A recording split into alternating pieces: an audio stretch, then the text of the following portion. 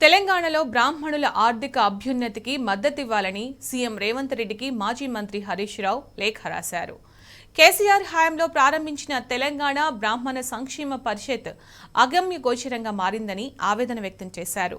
విద్య, స్వయం ఉపాధి, వేద విద్యకు ప్రోత్సాహం కోసం అమలు చేసిన వివిధ పథకాలు ఆగిపోవడం విచారకరమన్నారు. అసలు బ్రాహ్మణ పరిషత్ ఉన్నట్టా లేనట్టా అనే ఆందోళన బ్రాహ్మణ సామాజిక వర్గంలో నెలకొందని పేర్కొన్నారు హరీష్ రావు.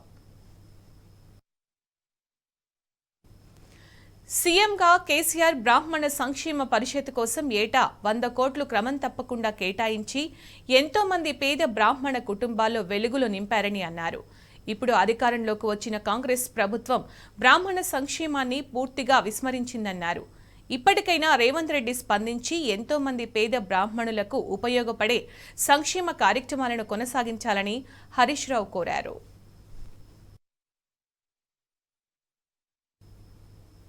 హరీష్ రావు సీఎం రేవంత్ రెడ్డికి రాసిన లెటర్లో ప్రధాన అంశాలని ఒక్కసారి గమనిస్తే బ్రాహ్మణ సంక్షేమ పరిషత్కు ఏటా 100 కోట్లు కేటాయించాలి. కేసీఆర్ ప్రవేశపెట్టిన బ్రాహ్మణ విదేశీ విద్యా పథకం కింద ఎంపికైన విద్యార్థులకు పెండింగ్లో ఉన్న 30 కోట్ల స్కాలర్షిప్స్ నిధులు విడుదల చేయాలి. బ్రాహ్మణ ఎంటర్‌ప్రెన్యూరల్ స్కీమ్ ఆఫ్ తెలంగాణ కింద ఎంపికైన 497 మందికి వెంటనే 16 కోట్ల నిధులు విడుదల చేయాలి. బ్రాహ్మణ సంక్షేమ పరిషత్తులో పనిచేస్తున్న ఉద్యోగులకు, వేద పండితులకు, 75 ఏళ్లు పైబడిన వేద పండితులకు 7 నెలలుగా పెండింగ్లో ఉన్న వేతనాలు వెంటనే చెల్లించాలి.